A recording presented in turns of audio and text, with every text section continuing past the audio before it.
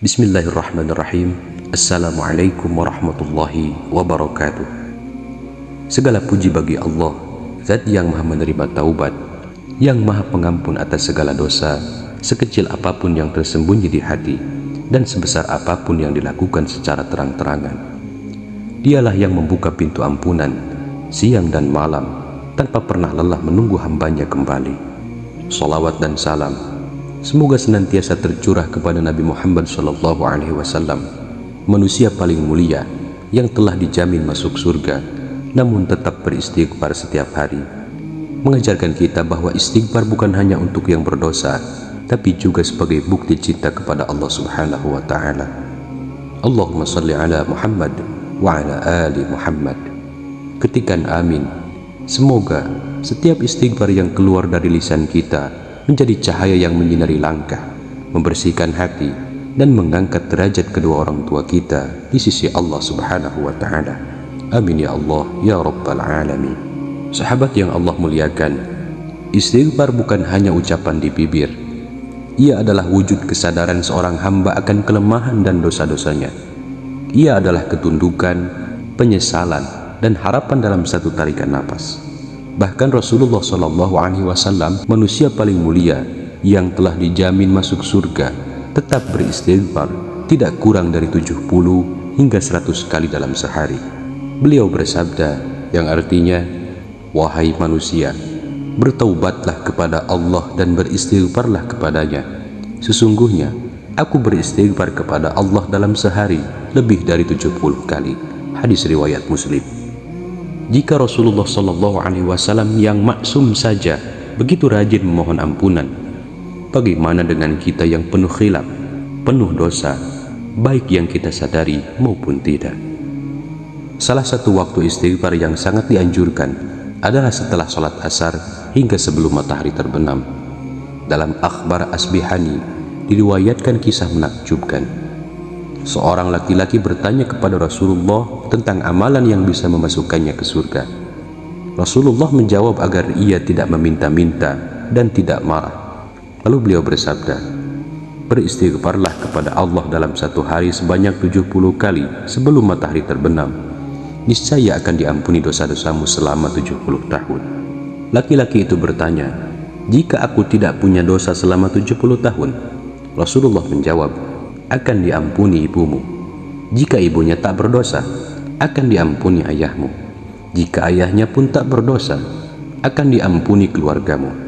Dan jika semuanya tidak berdosa, maka akan diampuni tetangga-tetanggamu.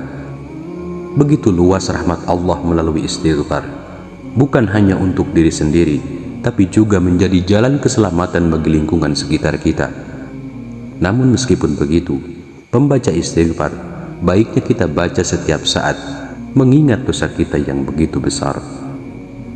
Saudaraku yang dirahmati Allah, jangan lupakan orang tua kita, khususnya ibu kita.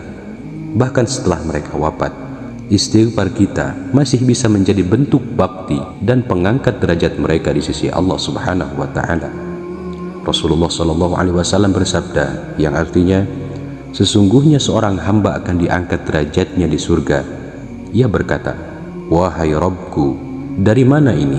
Maka dikatakan kepadanya, dari istighfar anakmu untukmu.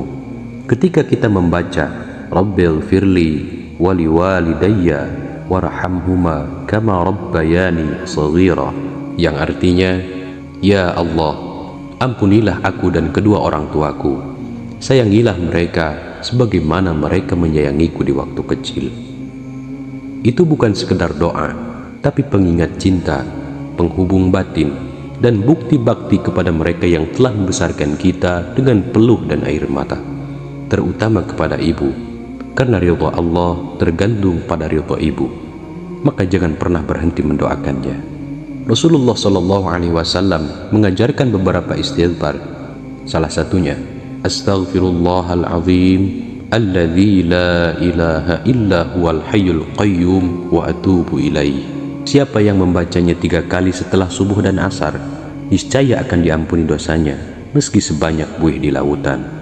Sedangkan untuk istighfar penghapus dosa 70 tahun tidak disebutkan lafaz khusus, maka kita bisa memilih redaksi yang paling kita hayati, seperti Rabbighfirli wa tub alayya innaka antat tawwabur rahim, yang artinya, ya Allah, ampunilah aku dan terimalah taubatku, sungguh engkau maha penerima taubat dan maha penyayang.